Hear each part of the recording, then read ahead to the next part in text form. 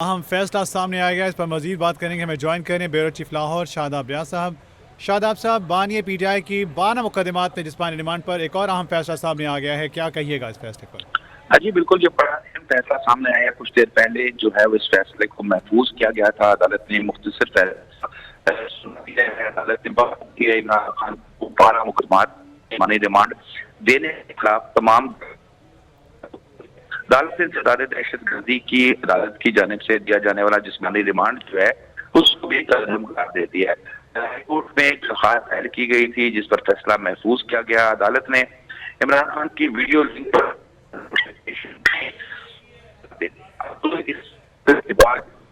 Remand जो है वो खत्म कर दिया गया है। तो इमरान खान जो है वो अदालत में जो है वो अपनी जमानत के तमाम मौका, क्योंकि ये जो रिमांड था उनका जिस्मानी कोई राइट नहीं होता कि वो जमानत के लिए रिजू कर सके या जमानत उससे मिल सके। लेकिन जैसे ही रिमांड खत्म होता है तो उसका ये हक बन जाता है कि उसका मुलजिम और जमानत के लिए जो है वो अदालत से इस्तराज करे। तो अब इमरान खान साहब के वकील जो है वो उनकी जमानत के लिए दरखास्त दायर करेंगे। अब वो लाहौर हाई कोर्ट भी कर सकते हैं, इस्लामाबाद हाई कोर्ट में भी कर सकते हैं। जी शादाब साहब, एक तरफ आप देखिए कि जिस एक एक करके इनको रिलीफ मिलता चला जा रहा है, तमाम तर जो मामला सामने आ रहे हैं, और दूसरी हम जो हुकूमत की जानिब से जो देख रहे हैं कि जनाब जिस वक्त मौक़िफ़ अपनाया जा रहा है कि जनाब ये तमाम तर चीज़ें जो हैं वो पहले को लाडलाइज़म की जो तमाम तर टर्म्स इस्तेमाल की जाती रहीं, और ये कहा जा रहा है कि इनके लिए जो है वो सॉफ्ट कॉर्नर रखा जा रहा है। तो इस सारे सिनेरियो में आप क्या देखती हैं, जो तमाम तर मामलात में इनको रिलीफ दिया जा रहा है, टू व्हाट एक्सटेंट कि ये इन अकॉर्डेंस विद लॉ बिल्कुल ठीक है या सही हो रहा है? देखिए, मैं सबसे पहले तो ये कहूंगा कि जब जान की अमान पाऊं तो कुछ अर्ज करूं। हुकूमत की जानिब से मसला ये आ रहा है कि हुकूमत की तैयारी मुकम्मल होती कोई नहीं है, और अदालत में जाके जो है वो आर्गूमेंट्स करने की कोशिश की जाती है। और अब इमरान खान जो है इसको 12 मुकदमात में तकरीबन 14 माह बाद गिरफ्तार किया गया। 9 मई से मुतालिक जो है ये मुकदमात है उनके खिलाफ, और अब अदालत की जानिब से भी यही इस्तफसार किया जा रहा था कि इतने माह बाद आपको जो है उसके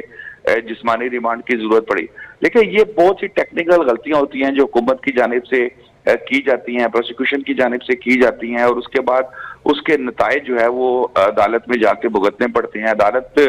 जो मौजूदा हालात होते हैं, जो सामने चीजें चल रही होती हैं, उसके मुताबिक जो है वो उस पर समाअत करके तो फिर फैसला अपना जो है वो हुक्म अपना सादिर कर देती है। तो इसमें मेरे ख्याल में तो अदालत से गिला करने वाली तो बज़ाहिर कोई ऐसी बात नहीं नजर आती कि हम कहें कि जी हुकूमत की जानिब से जो अदालत से शिकायत, अदालत के अंदर तो आप जो देंगे वो करेंगे। अब आप कहें कि जी वो इस्लामाबाद हाई कोर्ट भी उनको फेवर दे रही है, सुप्रीम कोर्ट भी फेवर दे रही है, और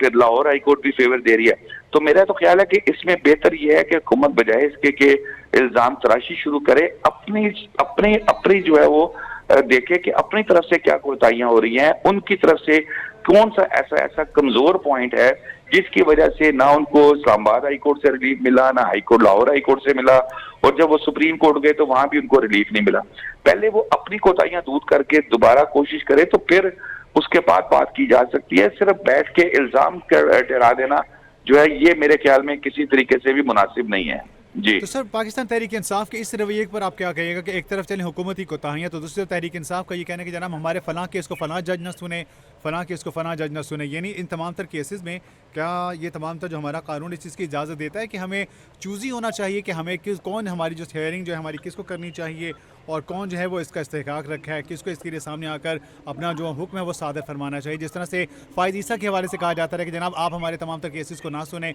हमें ट्रांसफ़र करवाना चाहते हैं। तो आप क्या समझते हैं कि इनका ये रवैया अपनाना सही है, दुरुस्त कदम है, इकदाम है?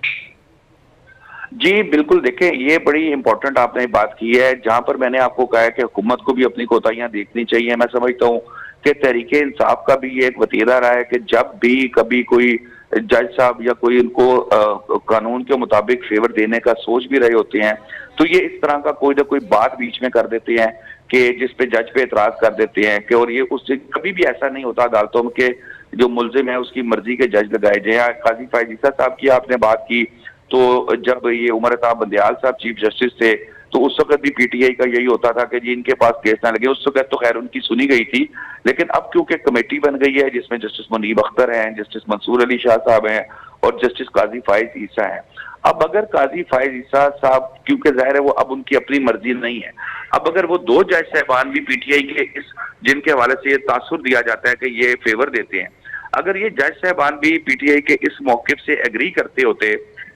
कि काजी फाइज ईसा साहब बेंच में ना बैठे, तो यकीनन ये भी फैसला हो सकता था। इसका मतलब ये है, ये फैसला अभी तक नहीं हुआ, तो इसका मतलब बड़ा क्लियरली ये है कि इस पीटीआई के इस मौकिफ से बाकी के दो जज साहबान जो कमेटी पे हैं, जो बेंच तश्कील देते हैं, जो तमाम जो है वो चीजों को एडमिनिस्ट्रेटिव देख रहे होते हैं, वो भी पीटीआई के इस मौकिफ से जो है वो एग्री